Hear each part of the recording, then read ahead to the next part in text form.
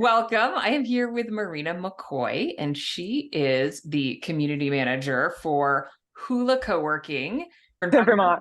I am super excited to share your story because I feel like Hula is such an interesting manifestation of economic development and also just real true community building. And trying to think of the word for it this morning. You've created a place where people really want to come that like really Mhm. integrates work and life. Yeah.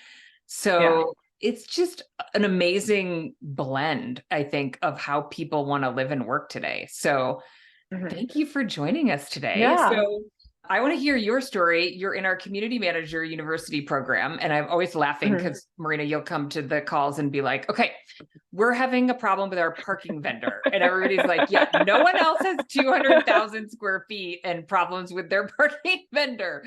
Or what, like talking about the way you do your member onboarding, like the fact that Yes. you do this like 90-minute group orientation, which we all love. And so sometimes I'm like, yeah, most of us cannot relate to this because it's a giant space and you have a Mhm. team. So anyway, let's back up. I want to hear, because I just have heard this briefly and I can't remember what it was that you shared a little bit about your story. Maybe it was at Mhm. Juicy, like what? So I got to meet you in Chicago, which was Yeah. awesome. I love meeting people in person.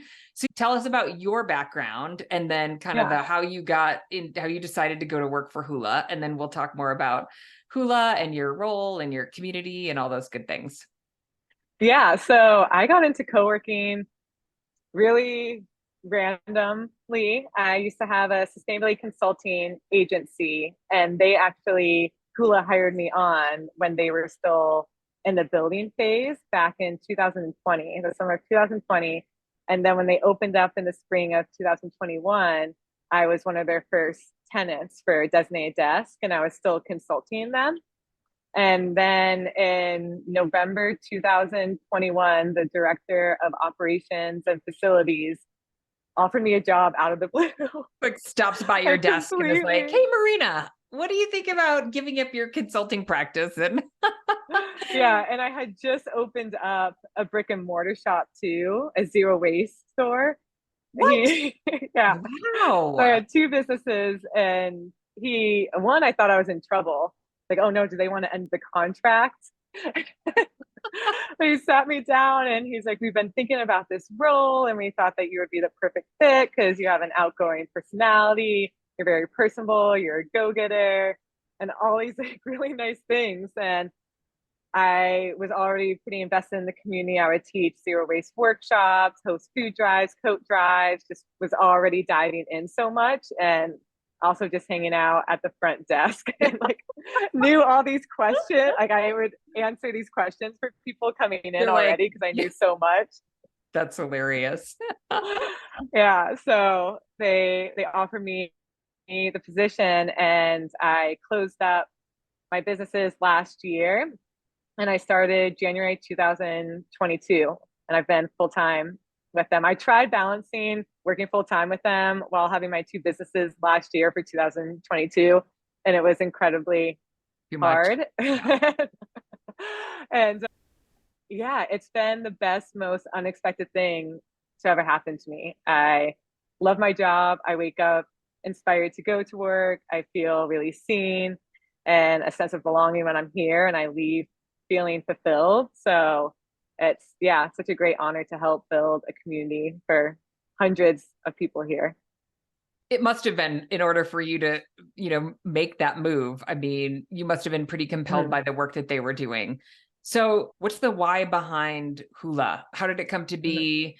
So it's just under 150,000. We Okay, are I under rounded develop. up. We have 20,000 square feet of co-working, our 14 acres of property right on the shores of Lake Champlain. We also have a surf club too, which is pretty cool. I'll talk about that later. But out of the 150,000, 200 square feet is for co-working, 100,000 is for the private offices. We have 50 private offices, and then the rest is all common space areas where people co-work too. But specifically, we have 20,000 square feet just for our air desk members and designated desks.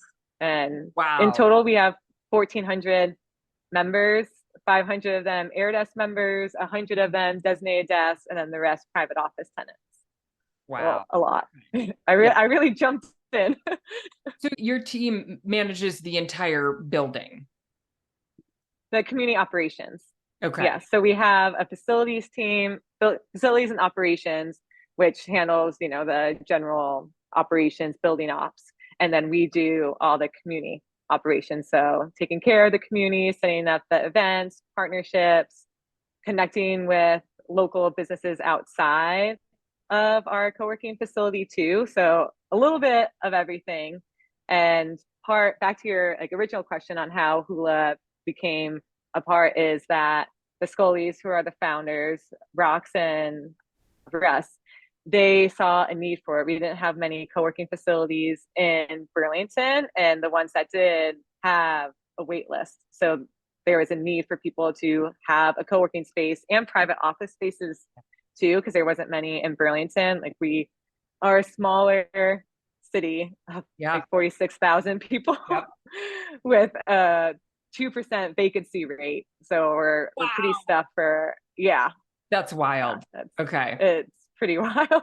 Yeah. But we have the second lowest retention rate for college students in the country. So they saw that need of wanting to attract college students to stay here after graduation and also attract businesses to Vermont.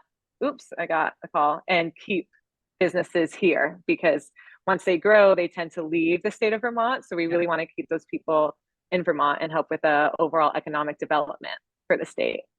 So was there kind of economic development funding that went into creating the building?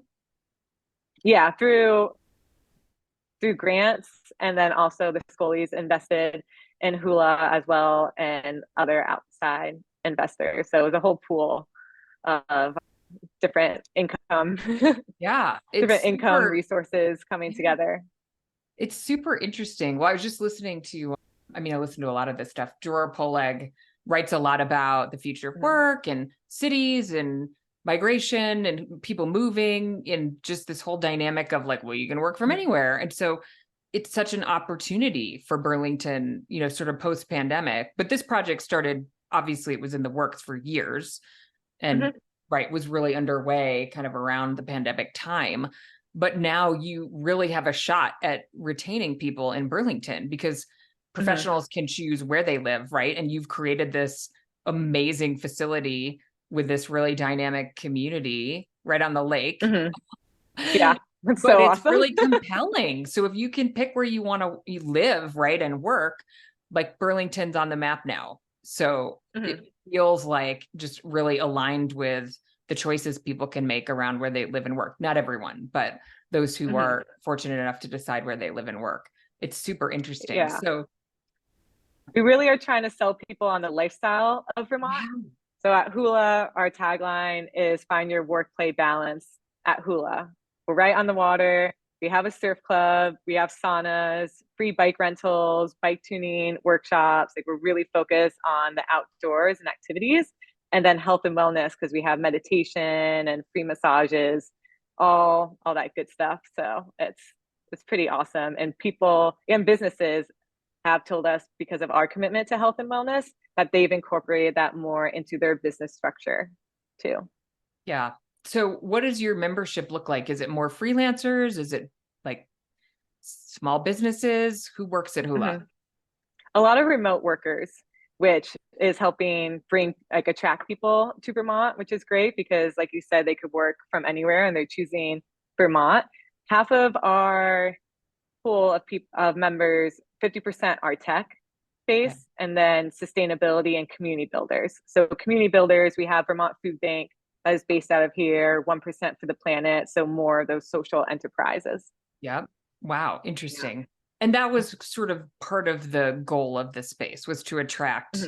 Yeah. And part of why they were working, I'm guessing, but they were working with you as a sustainability consultant. So were you working with them on how do we attract people who will sort of fit into that culture? What was the work that you were doing with them as a consultant? Just high level. Yeah, high level. I was a zero waste consultant.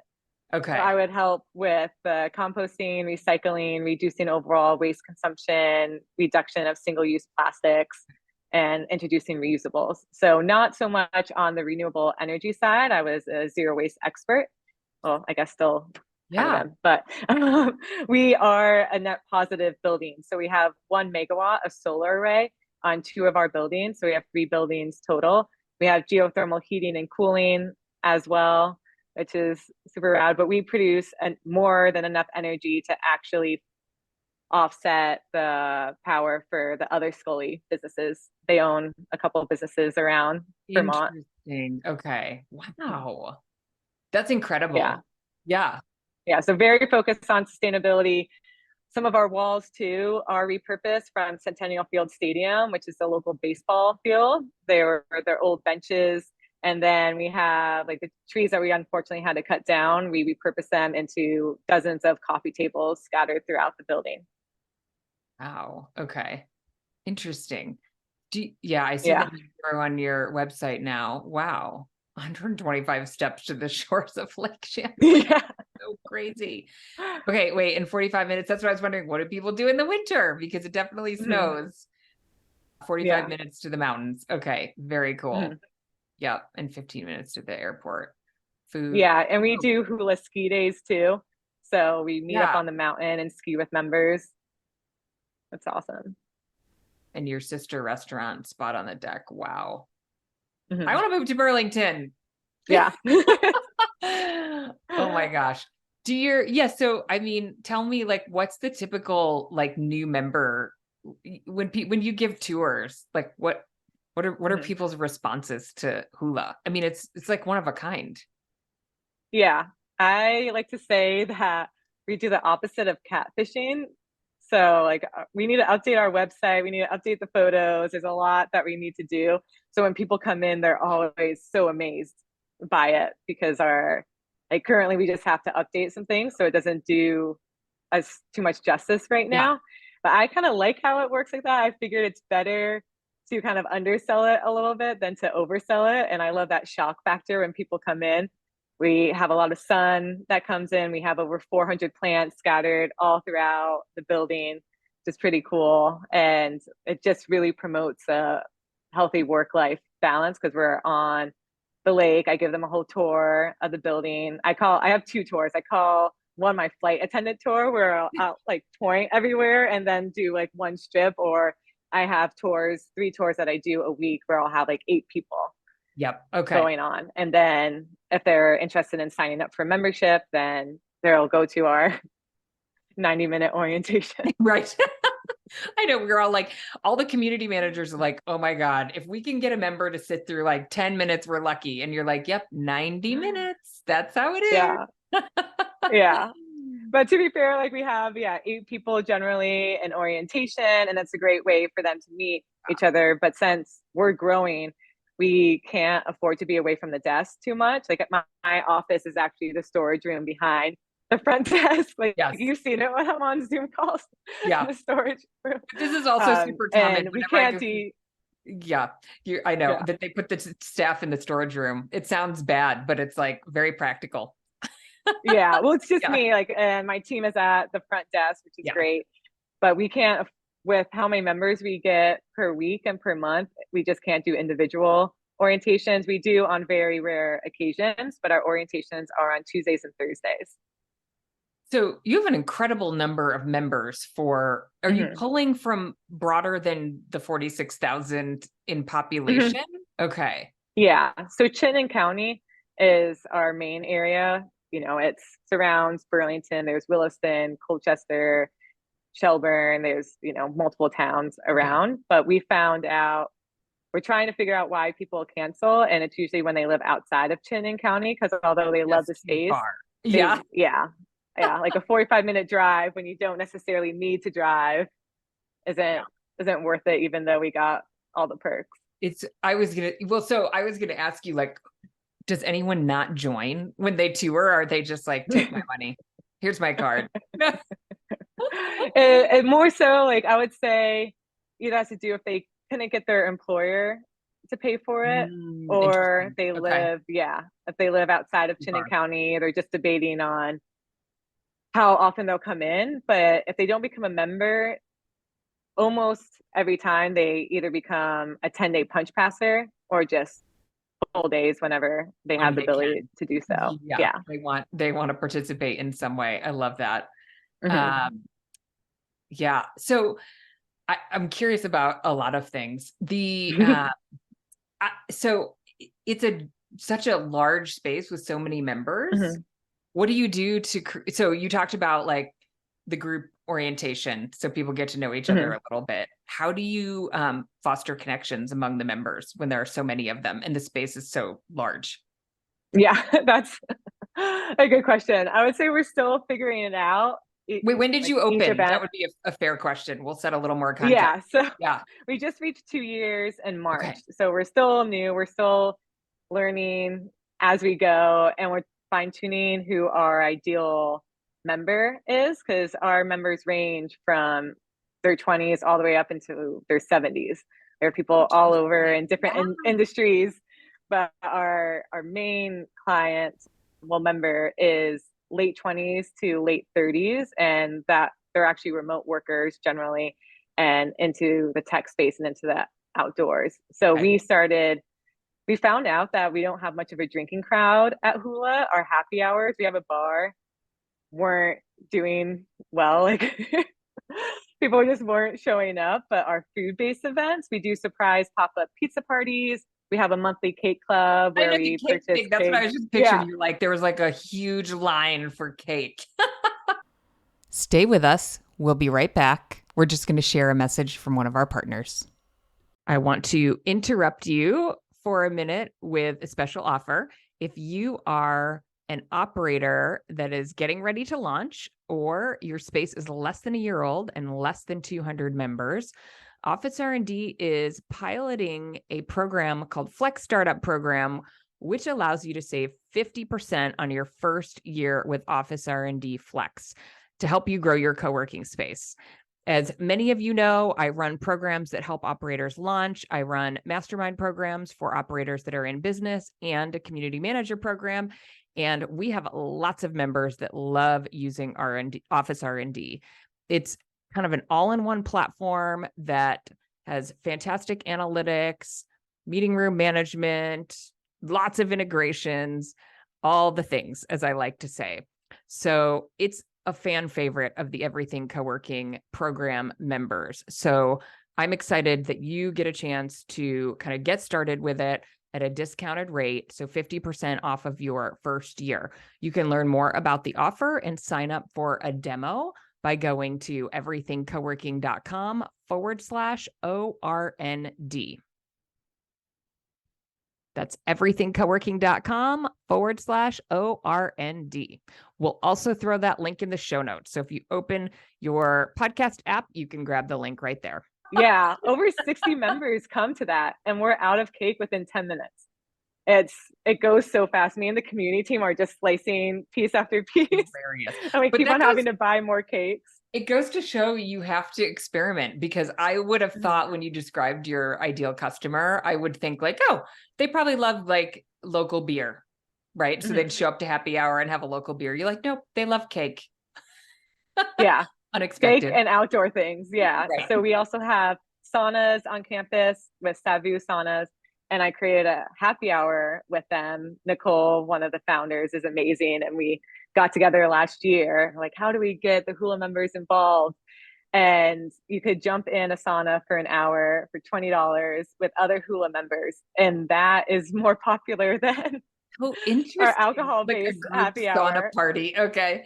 I love it. Yeah, so you're like, there's two saunas down there. They could fit eight people each, so 16 people, and sometimes more. They have multiple different slots, and there's a cold plunge, and yeah, there's been some fun conversations. I'm really into sauna and cold plunging culture, Okay.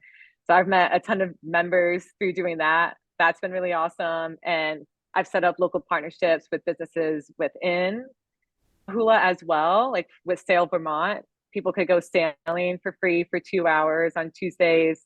Wassail, Vermont, and connect with other Hula members. So it's just for Hula members. And so you get to Okay. connect and have conversations with people that maybe you otherwise wouldn't have. Yeah.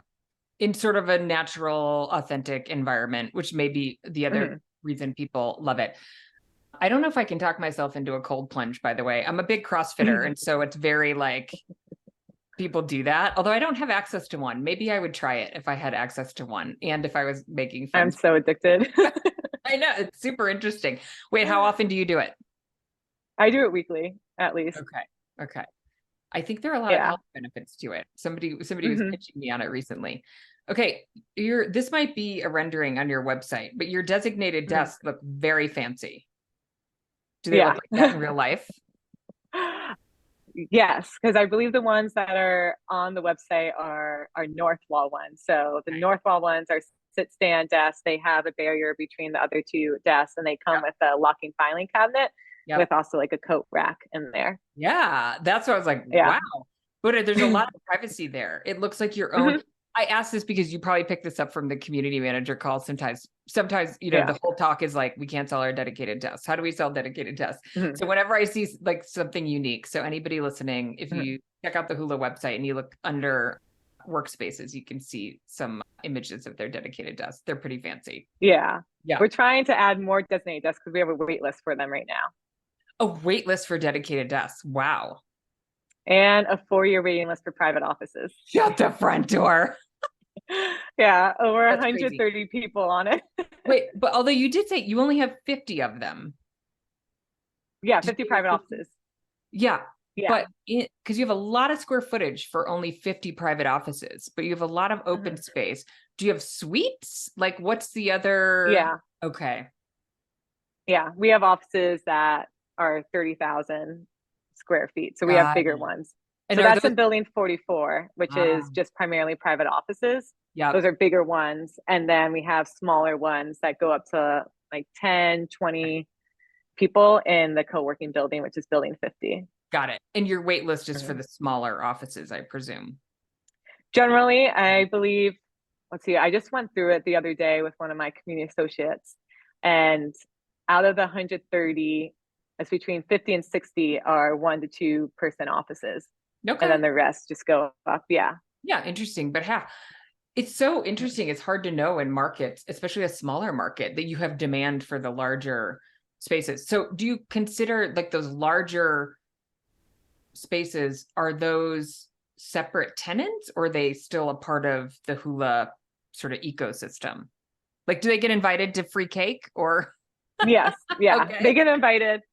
But our like one of our challenges actually is getting private offices to engage more with the Yeah. community Yeah. and actually come in. Yeah. So this was something that we've learned along the way is having requirements on how many people should be coming into the private offices, because since we have a 4-year waiting list, we have all these people that Oh, want to that's come so into interesting. Hula and they have all this square footage, but not that many people are coming in. And I feel really bad when I'm giving tours and there's companies that we really want in the space And they're and like, they but it's see, empty. There's nobody yeah, there. Yeah. yeah, it's such a bummer. And we're trying to work, like, we have flexible leases. So we're trying to work with people on it. And so we have the modular walls so we can make Mm. offices smaller, bigger in building 50, which Okay. is pretty cool. So Yeah. there's been some businesses that have worked with us, and we actually, like, one office was just basically we cut it into 3 offices, which was awesome. So we were able to bring in 2 more businesses because You were they like, you're realized never that, here. We're cutting you into yeah, a third so that we could bring that's a really interesting dynamic. So it's like you have people who want like the optionality of having space in this amazing office building in quotes, Mhm. and then they're not showing up and actually using it. And then you're like, people are coming through and be like, no, I would come. Yeah, Pick me. So now you're thinking like one of your filters is you have to commit to showing up because you want a vibrant space with people in it. mhm, Yeah. exactly. Yeah. So now we have a minimum that you have to have at least one person per 100 square feet. Mm. And then you could have on your office up to 2 people per 100 square feet. So you can make a 10 Yeah. person office, like a 20-person office if you need Okay. to, up to 15 extra people on there because people get really creative because they're trying to cram people in since Sure. we don't have that much office space. Yep. Interesting. Okay. But you want to Mhm. require them to actually come to the space. Well, I don't want to say required because I Okay. don't want people to think that it's not Yeah. fun, Yeah. but we do have more conversations with Right. people coming in saying that we want them to be community builders. Yeah. That's the whole point of Hula. Right. We, Look, our culture, the culture we're trying to build is like people who want to show up. So if you're never yeah. coming, maybe, yeah. Okay. Interesting. Yeah. I Our think co-working members are super active though. They're awesome.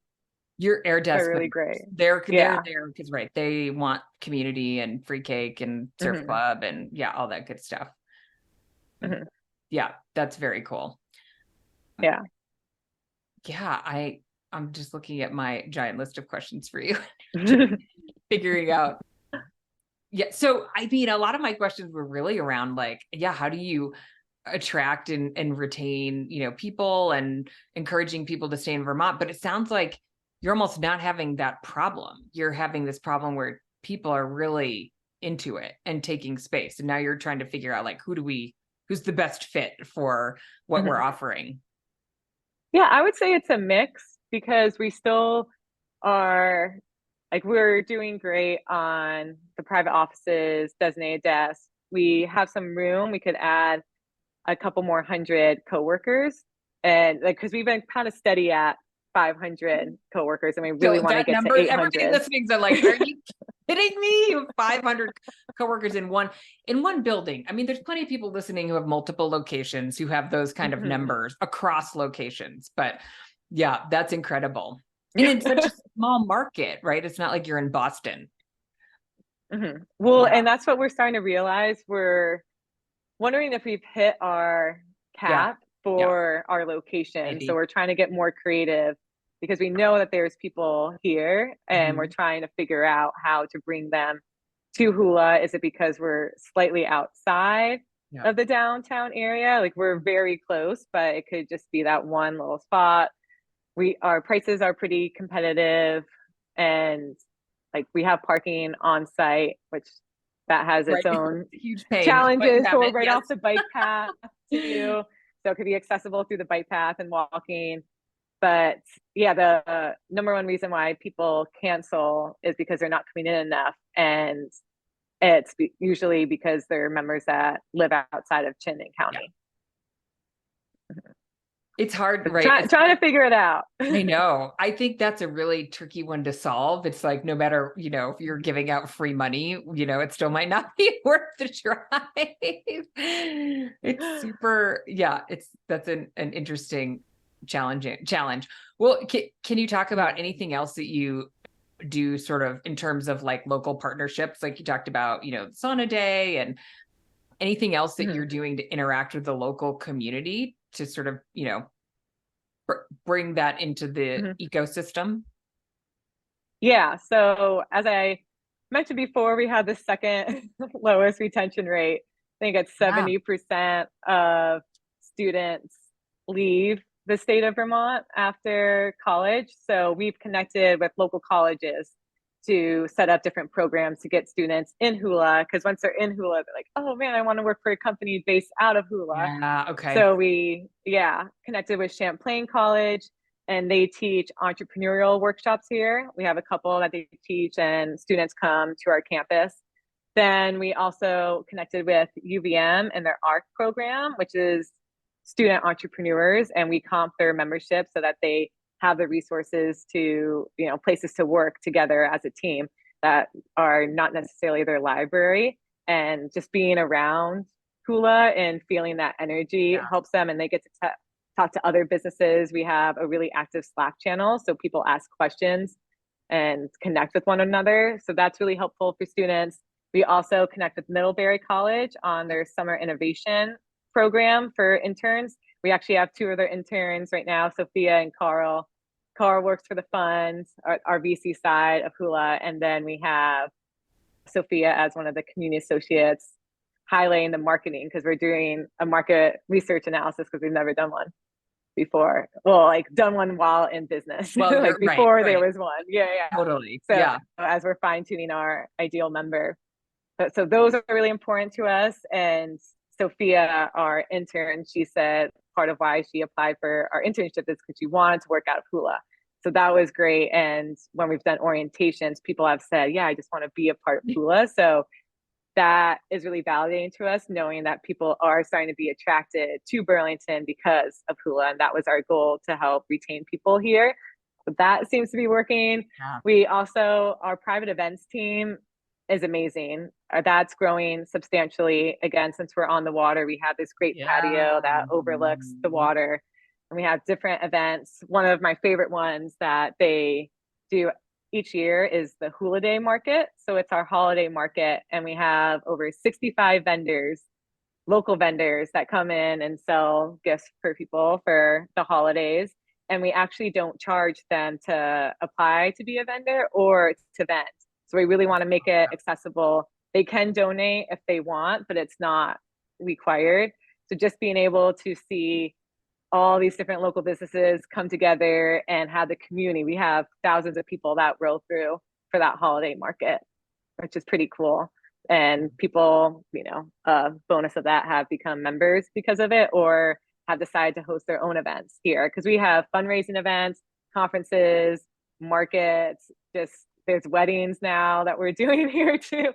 Yeah. Photo shoots, video shoots. Yeah, we've had a bar mitzvah here as well. So a Yeah. little I bit mean, of so it's everything. really evolving into a bit of a community hub too, which for you, I mean, you talked Mm-hmm. about have we hit a sort of a plateau on the co-working memberships? Mm-hmm. I mean, maybe, but right, maybe people find other ways that they want to be involved, and maybe that's okay. Mm-hmm.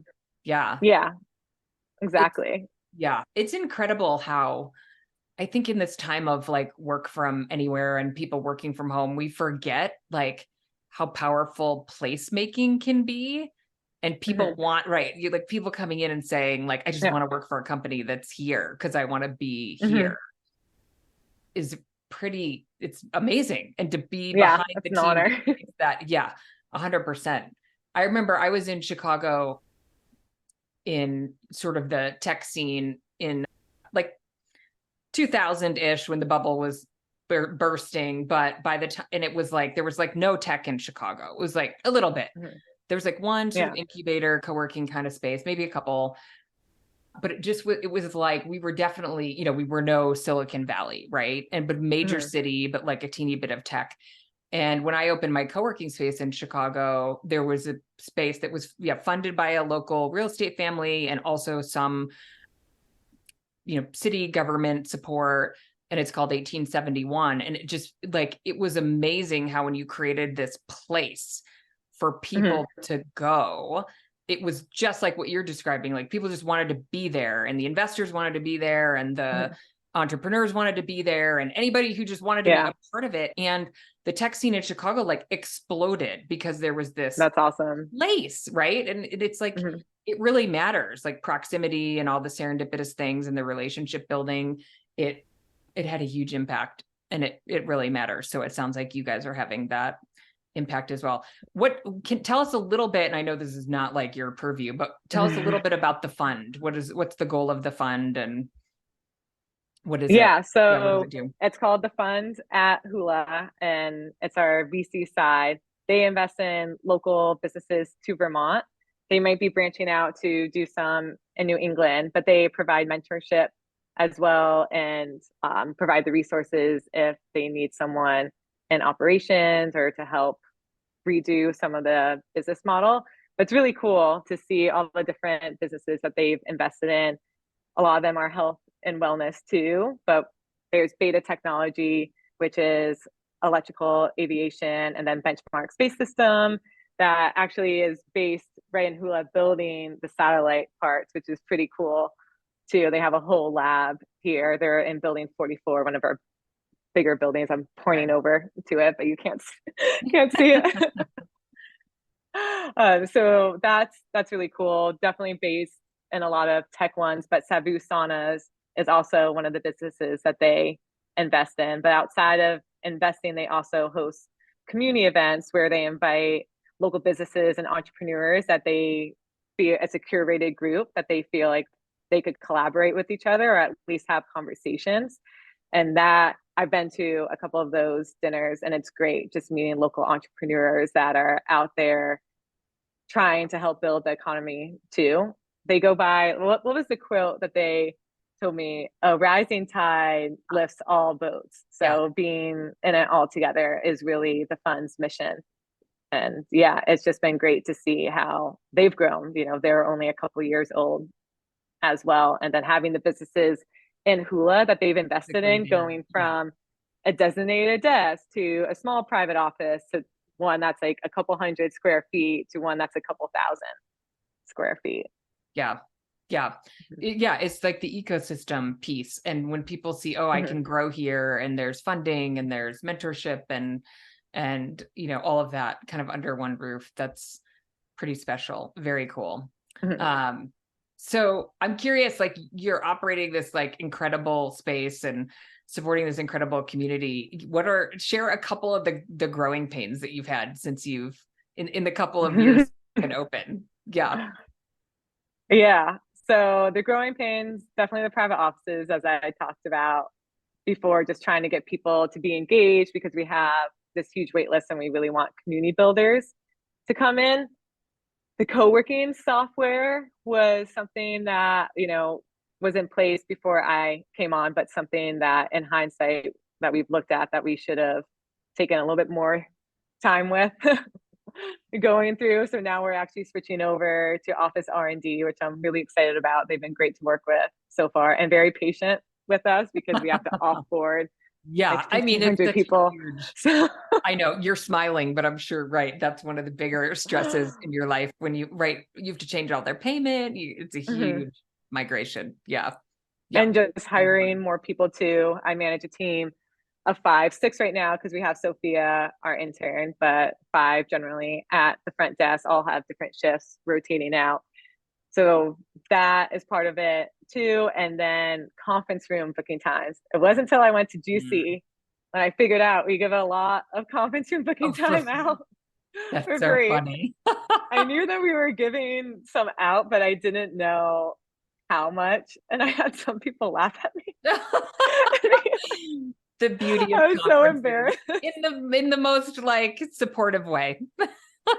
Yeah. You're like, Marina, let's talk. We have all these conference rooms and they're booked all the time now. So we get complaints from members saying that they can't book conference rooms. And because people have so much hours, they tend to not cancel their bookings. Yeah. And people will walk by and the conference rooms are empty. Yeah. So we run into that issue. So now I'm just trying to figure out how to send the message out that when we do the switch over, we are also reducing conference room booking hours. We're not raising any prices, so I'm going to try to spin it like that. Yeah. But I know that there's going to be some backlash with that. And then like our visitor policy, we are trying to adjust now too, just because we're having more people in the building and seeing if we could put caps on internet because we know that some visitors come in and take advantage of the facility for the whole day instead of the 2 hours. Yeah.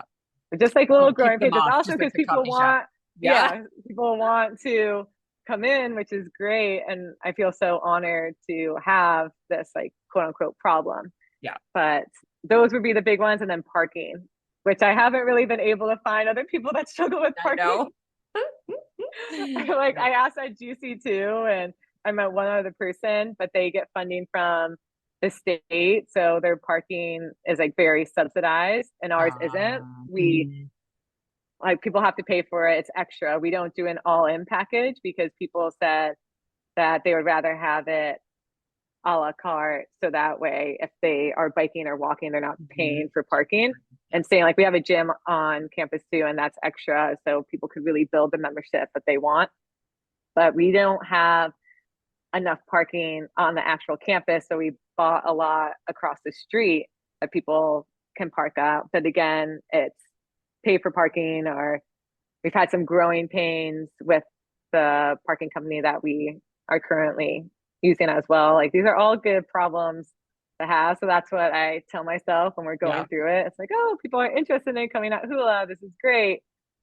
but we have to figure out at the same time. Well, I think probably when in the early days, you have so much space, it probably felt like guests are no problem. Conference room time is no problem. And now that you're, really starting to, felt you're full in many aspects, then you kind of have to change how you manage it.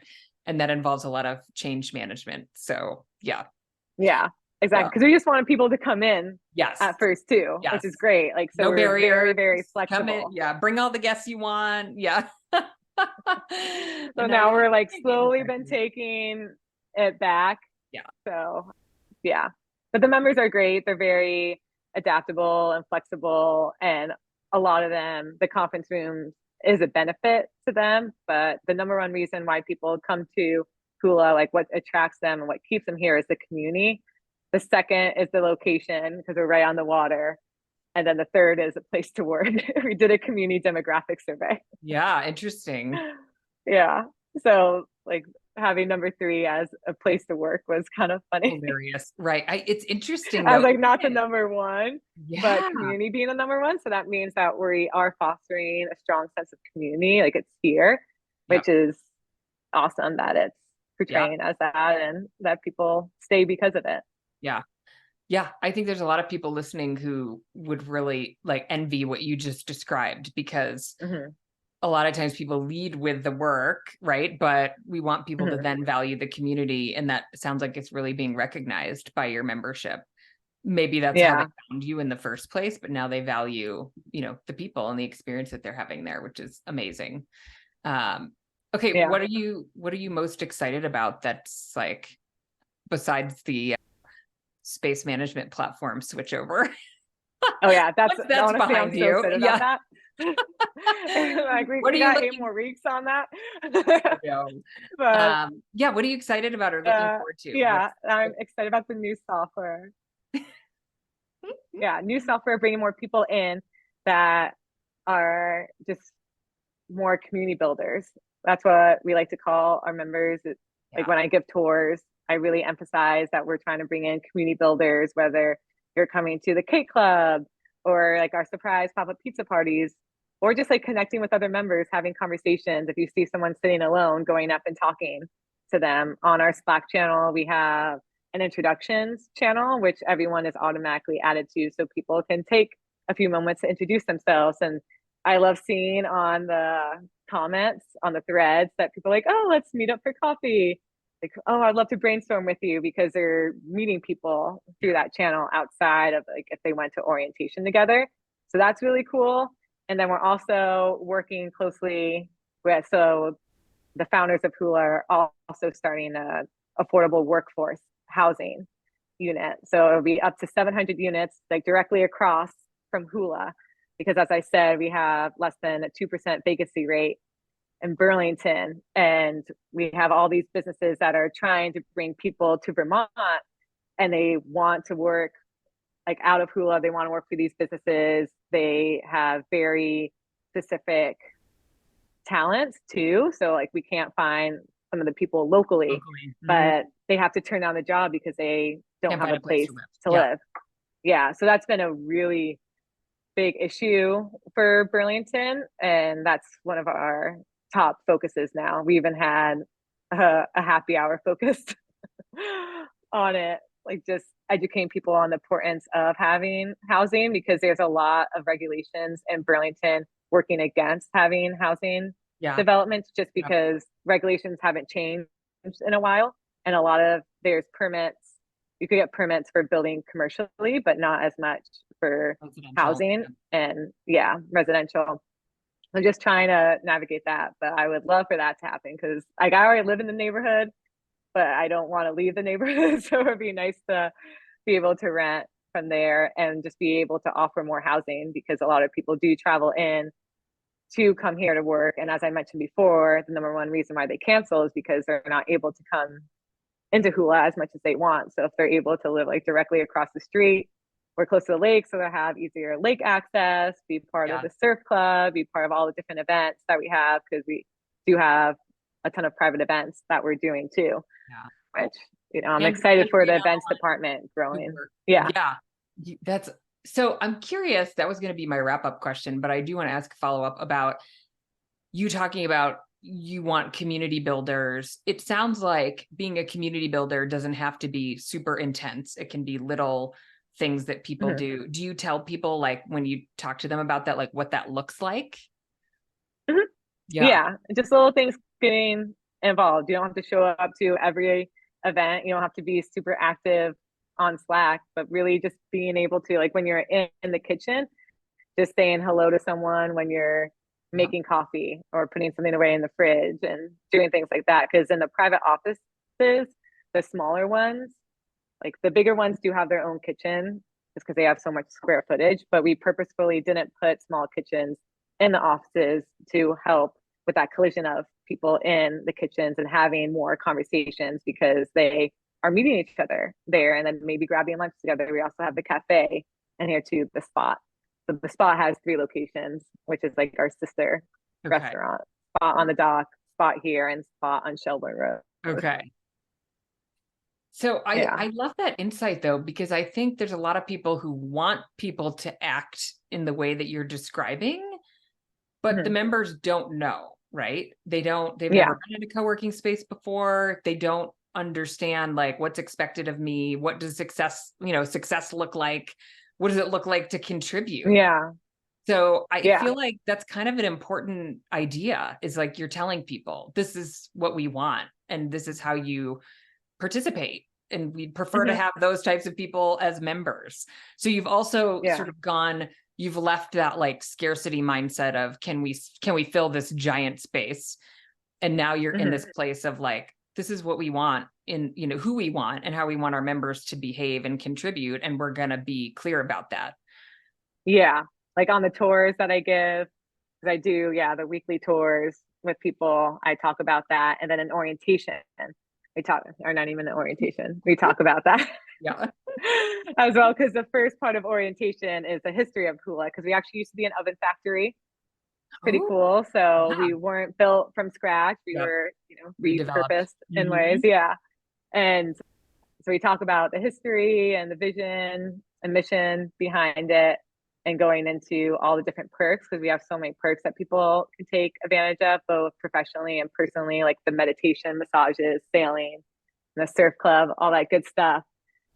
And that really helps them feel a part of the community because before I came on, there wasn't an orientation. And it wasn't until I started touring other co-working facilities and they Like, kept on talking oh, about orientation. I was like, oh, no wonder our line is so long at the front desk because like people don't know how to use the system.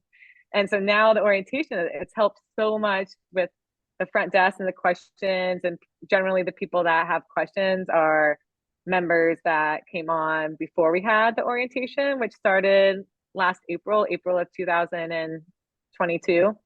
Like we're learning as we go. This is a new space for me to walk into to the co-working industry and I'm totally sold on it. But, I'm obviously on this podcast, but it's been so helpful for me because being someone that doesn't know too much about the industry, it's still a relatively new industry. Having resources like this, being able to go to Juicy has just been so helpful, like yeah, insanely helpful. totally. I know, because Mhm. you've taken on this giant project, and lots of folks would Mhm. sort of look at you as a model, but you're still learning too. And it's Mhm. a lot of things to learn from others, which, right, that's why we do what we do. Well, thank you for Yeah. sharing your experience and telling us about hula. I am dying to come visit. I think I probably told you that at Juicy. I was literally, Yeah. my parents live in upstate New York, and I was like, how do I swing by hula on my East Yeah. Coast visit? So one of these days it's going to happen, because I Yeah. love to tour. It seems like a really special place. So thanks for It taking the is. time to do this. We really appreciate it. Yeah. Thank you for having me. I feel so so honored and yeah, this is our first time really speaking at a national level about hula. So thank you. Well, you're doing, I mean, a lot of incredible. The community building's really special. The net zero is really special. The fund. Mhm. So I suspect I might have opened the floodgates. So who knows what might happen Yeah. after this. Yeah. It was funny at Juicy, like it was the Ask Me Anything one. And I like asked the question, it's like, what do you do when you have a 4-year waiting list And Everybody's just people like turned jaw dropped. around, Yeah. and one of the guys on the Ask Me Anything was like, "Who even are you?" Yeah. I'm like, Exactly. "Hula, Burlington, Vermont." That's so funny. I love it. Yeah. Well, I love that you're out and going to conferences. You'll have to try the GWA conference. That's in September. I have to give the plug. But anyway, yes, we can't wait to hear more from you and to watch your journey, and good luck with your tech switch over, and Thank you. we'll see you in the community manager group. Thank you. Yes, thank you. Bye.